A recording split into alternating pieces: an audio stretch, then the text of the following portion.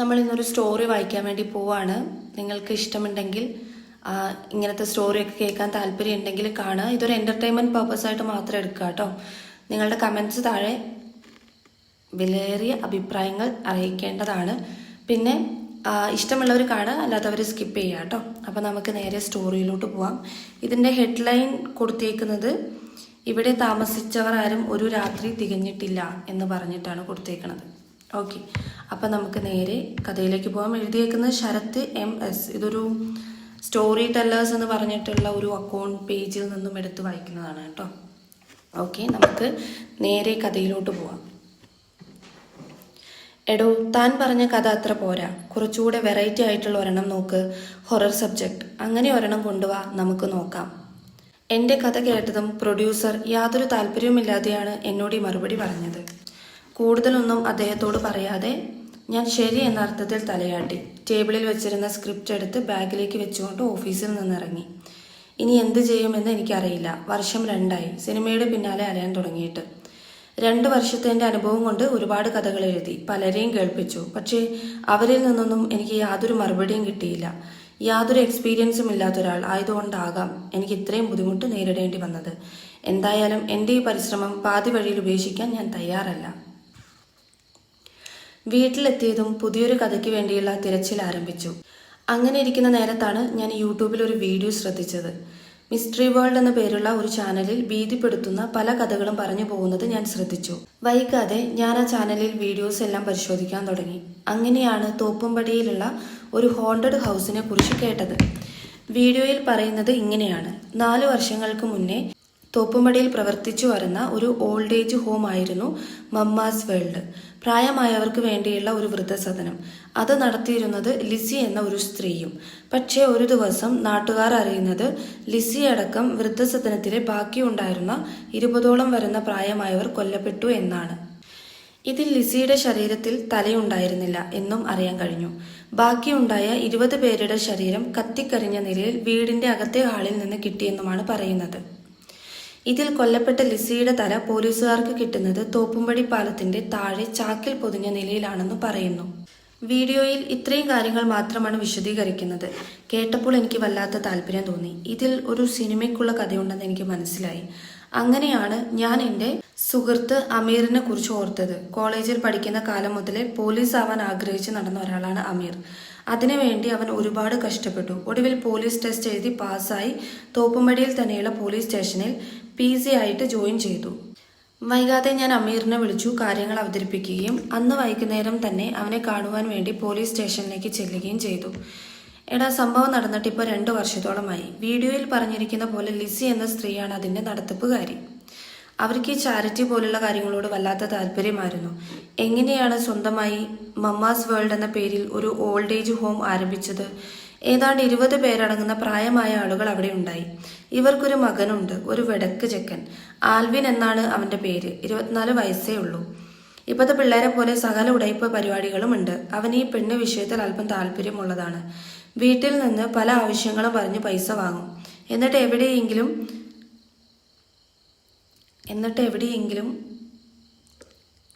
എന്തിനോ വേണ്ടി പോകും.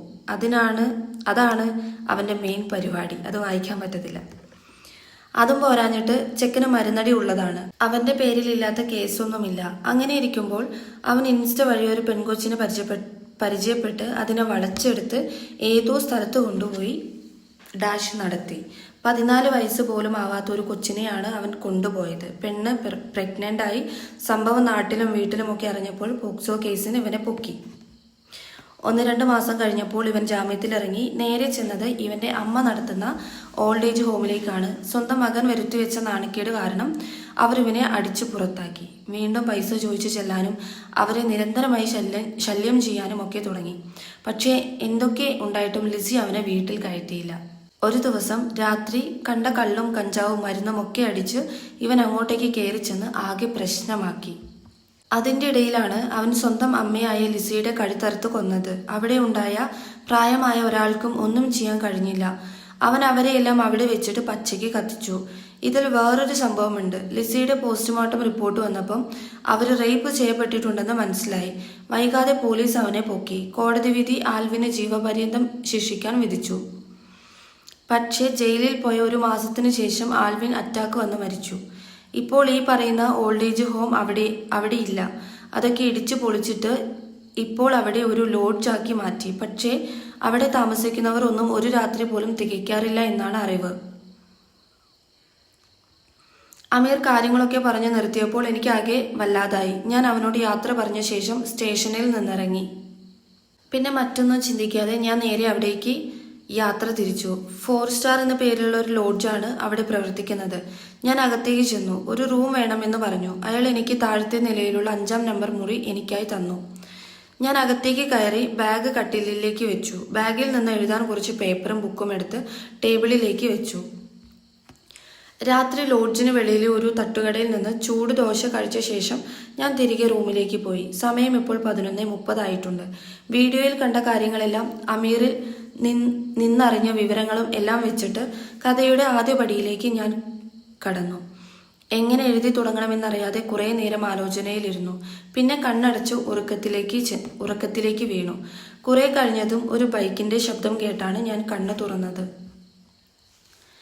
വാതിൽ തുറന്ന് പുറത്തെ വരാന്തയിലേക്ക് ചെന്ന് നോക്കിയപ്പം മുറ്റത്തായി ഒരു ബൈക്ക് നിർത്തിയിരിക്കുന്നു. അതിന്റെ മുന്നിൽ നിന്നുകൊണ്ട് ഒരു ചെറുപ്പക്കാരൻ സിഗരറ്റ് വലിക്കുന്നുണ്ട്. ഞാൻ അയാളെ ശ്രദ്ധിച്ചു നോക്കിയതും ആ രൂപം കണ്ട് ആകെ ഭയന്നു. അയാൾക്ക് ആൽവിന്റെ അതേ മുഖച്ഛായ. എന്താണ് സംഭവിക്കുന്നതെന്ന് എനിക്ക് മനസ്സിലാവുന്നില്ല. ഞാൻ ചുറ്റും നോക്കിയപ്പോൾ വീണ്ടും എനിക്ക് എന്റെ കണ്ണുകൾ വിശ്വസിക്കാൻ കഴിഞ്ഞില്ല. വീടിന്റെ മുൻപിൽ ഇപ്പോൾ മമ്മാസ് വേൾഡ് എന്ന ബോർഡ് കാണാം. എന്താണ് സംഭവിക്കുന്നതെന്നറിയാൻ ഞാൻ നോക്കിയപ്പോൾ ആൽവിൻ കത്തിച്ച സിഗരറ്റ് കുറ്റി നിലത്തേക്കിട്ടുകൊണ്ട് ഉമ്മറത്തേക്കെത്തി വാതിലിൽ ആഞ്ഞു കൊട്ടി. കുറച്ചു കഴിഞ്ഞപ്പോൾ വാതിൽ തുറന്നുകൊണ്ടൊരു സ്ത്രീ പുറത്തേക്കെത്തി. ആ സ്ത്രീ രൂപം കണ്ട ഞാൻ വീണ്ടും ഭയപ്പെട്ടു. അത് ലിസിയാണ്. ആൽവിൻ അവരോട് എന്തൊക്കെയോ ദേഷ്യത്തോടെ സംസാരിച്ചുകൊണ്ട് അകത്തേക്ക് നടന്നു നീങ്ങി. ഉള്ളു നിറയെ ഭയത്തോടെ ഞാൻ അവരുടെ പിന്നാലെ ചെന്ന് അകത്തേക്ക് കടന്നു.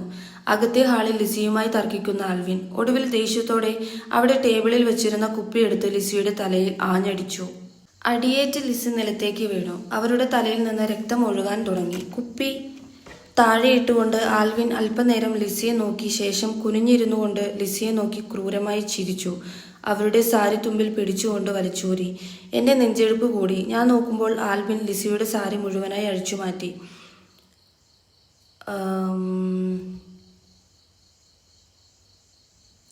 തന്നെ റേപ്പിംഗ് ആണ് പറയുന്നത്. ഞാൻ കണ്ണുകൾ കൂട്ടിയിടിച്ചു. പെട്ടെന്നാണ് എന്തോ ശബ്ദം കേട്ട് ഞാൻ വീണ്ടും കണ്ണുകൾ തുറന്നത്.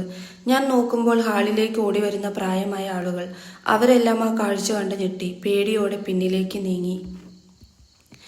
ആൽവിൻ ലിസിയുടെ ശരീരത്തിൽ നിന്ന് എഴുന്നേറ്റു. പാൻറ്റീസ് വലിച്ചിട്ടു. അവരെ ക്രൂരഭാവത്തോടെ നോക്കി. അവർ ഭയത്തോടെ അകത്തെ റൂമിലേക്ക് ഓടിയപ്പോൾ അവർക്ക് പിന്നാലെ ആൽവിനും ചെന്നു. അവിടെ കണ്ടൊരു വലിയ ഇരുമ്പിന്റെ വലിപ്പമുള്ള വടി കൊണ്ട് അവർ ഓരോരുത്തരുടെയും തലയിൽ ആഞ്ഞടിച്ചു. അടിയേറ്റ് 20 പേരും ഹാളിൻ റൂമിൽ വീണു. തറയിൽ ഒഴുകുന്ന രക്തത്തിൽ ചവിട്ടിക്കൊണ്ട് ആൽവിൻ നേരെ ചെന്നത് അടുക്കള ഭാഗത്തേക്കാണ്. അവിടെ വെച്ചിരുന്ന വലിയ കന്നാസിൽ നിന്ന് മണ്ണെണ്ണ എടുത്ത് ഹാളിലെത്തിയ ആൽവിൻ നിലത്ത് ബോധമില്ലാതെ കിടക്കുന്ന പ്രായമായവരുടെ ദേഹത്തേക്ക് ഒഴിച്ചു. ശേഷം പോക്കറ്റിൽ കിടന്നിരുന്ന ലൈറ്റർ എടുത്ത് കത്തിച്ചുകൊണ്ട് അവർക്ക് നേരെ എറിഞ്ഞു. നിമിഷ നേരം കൊണ്ട് അവർ കത്തിയമർന്നു. പലരുടെയും നിലവിളി അവിടമാകെ മുഴങ്ങി കേട്ടു. ആൽവിൻ ചിരിച്ചുകൊണ്ട് ലിസിയുടെ അടുത്തേക്ക് എത്തി. ടേബിളിൽ വെച്ചിരുന്ന ഒരു മൂർച്ചയുള്ള കത്തി കൊണ്ട് ലിസിയുടെ കഴുത്ത് അറുത്ത് മാറ്റി. അവന്റെ ദേഹം നിറയെ രക്തം തെറിച്ചു. ഒടുവിൽ അറുത്തു മാറ്റി ലിസിയുടെ തലയുമായി ആൽവിൻ വീടിന്റെ പുറത്തേക്ക് നടന്നു നീങ്ങി. കാതുകളിലേക്ക് അവരുടെ നിലവിളി തറച്ചു കയറുന്നുണ്ടായിരുന്നു കാതുകളിലേക്ക് അവരുടെ നിലവിളി തറച്ചു കയറാൻ തുടങ്ങിയതും എന്റെ കണ്ണുകളിലേക്ക് മെല്ലെ ഇരുട്ട് പടർന്നു. അടുത്ത നിമിഷം കണ്ണുകൾ തുറക്കുമ്പോൾ ഞാൻ മുറിയിലാണ്. കസേരയിൽ ചാരി കിടക്കുന്നു. എന്താണ് സംഭവിച്ചതെന്ന് എനിക്ക് മനസ്സിലാവുന്നില്ല. ടേബിളിൽ വെച്ചിരുന്ന കുപ്പിയിലെ വെള്ളം ഞാൻ പരവേശത്തോടെ കുടിച്ചു. പെട്ടെന്നാണ് വാതിലിൽ ആരോ ആഞ്ഞുകൂട്ടുന്ന ശബ്ദം കേട്ട് അങ്ങോട്ടേക്ക് നോക്കിയത്. കുപ്പി ടേബിളിൽ വെച്ചുകൊണ്ട് ഞാൻ എഴുന്നേറ്റു. വാതിൽ അപ്പോഴും ആഞ്ഞുള്ള കൊട്ട് തുടരുന്നുണ്ടായിരുന്നു. വാതിലിന്റെ മുന്നിലെത്തിയപ്പോൾ ഞാനൊരു നിമിഷത്തിന്റെ ശേഷം വേഗത്തിൽ വാതിൽ തുറന്നു നോക്കി. അവിടെ എങ്ങും ആരുമില്ല. വരാന്തയിലേക്ക് ഇറങ്ങി ചുറ്റും നോക്കി. എങ്ങും ഇരുട്ട് മാത്രം. ഞാൻ അകത്തേക്ക് കടന്ന് വാതിലടച്ചതും അടുത്ത നിമിഷം വീണ്ടും ആരോ ആഞ്ഞുകൂട്ടുന്ന ശബ്ദം കേട്ടു. നെഞ്ചെടുപ്പ് കൂടി. വാതിലിന്റെ വിടവിലൂടെ പുറത്തേക്ക് നോക്കിയതും ആ കാഴ്ച എന്നെ വല്ലാതെ ഭയപ്പെടുത്തി.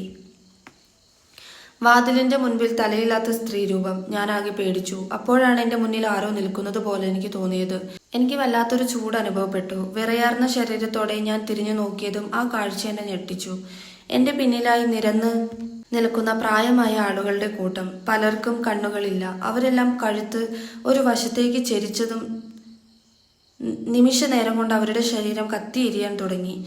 എന്റെ ഭയം വർദ്ധിച്ചു. ഞാൻ വാതിൽ തുറന്ന് വരാന്തയിലേക്ക് ഓടിയതും കാല് തെറ്റി നിലത്തേക്ക് വീണു. അപ്പോഴേക്കും എന്റെ മുന്നിലായി ഒരാളുടെ കാലുകൾ വന്ന് പതിച്ചു.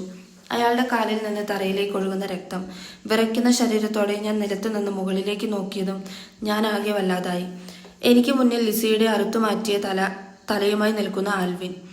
അവൻ എന്നെ നോക്കി ചിരിച്ചുകൊണ്ട് രക്തം പറ്റിയ കൈകളിൽ മുറുകെ പിടിച്ചിരിക്കുന്ന മൂർച്ചയുള്ള കത്തി എനിക്ക് നേരെ വീശിയതും എന്റെ ബോധം നശിച്ചു. അടുത്ത ദിവസം കണ്ണു തുറക്കുമ്പോൾ ഞാൻ റൂമിലെ തറയിലാണ് കിടക്കുന്നത്. എന്താണ് സംഭവിച്ചതെന്ന് മനസ്സിലാവാതെ ഞാനാകെ കുഴഞ്ഞു. തലേന്ന് കണ്ട കാര്യങ്ങളെല്ലാം എന്റെ വെറുമൊരു തോന്നലാവുമോ എന്ന് ഞാൻ കരുതി. ഇനിയും അവിടെ താമസിക്കുന്നത് നല്ലതല്ല എന്ന് തോന്നിയതുകൊണ്ട് ഞാൻ ലോഡ്ജിൽ നിന്ന് ചെക്ക് ചെയ്തിറങ്ങി. വെളിയിലേക്ക് ഇറങ്ങിയതും ലോഡ്ജിന്റെ മുന്നിലുള്ള പഴയ ആക്രി സാധനങ്ങൾ കൂട്ടിയിരുന്ന സ്ഥലത്തായി ഒരു കാര്യം ഞാൻ കണ്ടു. എന്താണെന്നറിയാൻ ഞാൻ അവിടേക്ക് ചെന്ന് നോക്കിയതും അതൊരു പഴയ തുരുമ്പ് പിടിച്ച ബോർഡാണ്. ഞാൻ അതിലേക്ക് നോക്കി. മമ്മാസ് വേൾഡ് എന്ന് എഴുതിയിരിക്കുന്നു. ബോർഡ് താഴേക്ക് ഇട്ടുകൊണ്ട് ഞാൻ റോഡിലേക്ക് നടന്നു നീങ്ങി. തിരിച്ചു വീട്ടിലെത്തി രാത്രി ഭക്ഷണം കഴിച്ച ശേഷം ഉറങ്ങാൻ കിടന്നതും വാതിലിൽ എന്തോ വന്നടിച്ച ശബ്ദം ഞാൻ കേട്ടു. എന്താണെന്ന് അറിയാനായി ഞാൻ എഴുന്നേറ്റ് വാതിൽ തുറന്നപ്പോൾ നിലത്തായി ഒരു വലിയ ബോർഡ് കിടക്കുന്നു. എന്താണെന്ന് അറിയാനായി ഞാനതെടുത്തു നോക്കിയതും ആകെ ഭയന്നു. എന്റെ നെഞ്ചെടുപ്പ് കൂടി. ശരീരം വിറയ്ക്കാൻ തുടങ്ങി. ബോർഡിൽ എഴുതിയിരിക്കുന്ന വാചകങ്ങൾ ഞാൻ മനസ്സിൽ വായിച്ചു. Mamma's world. അപ്പോൾ സ്റ്റോറി ഇത്രയേ ഉള്ളൂ. ഇത് നടന്നതാണോ, സ്റ്റോറി ആയിട്ട് എഴുതിയതാണോ? സ്റ്റോറി ടെല്ലേഴ്സ് എന്ന് പറഞ്ഞിട്ടുള്ള ഒരു ഇൻസ്റ്റഗ്രാം പേജാണ്. സോ നിങ്ങൾക്കും ഇങ്ങനെയുള്ള അനുഭവങ്ങൾ ഉണ്ടെങ്കിൽ മെയിൽ ഞാൻ ഡിസ്ക്രിപ്ഷനിൽ കൊടുക്കാം. ഇതുപോലെയുള്ള ഹൊററായിട്ടുള്ള അനുഭവങ്ങൾ നിങ്ങൾക്കതിൽ ഷെയർ ചെയ്യാവുന്നതാണ്.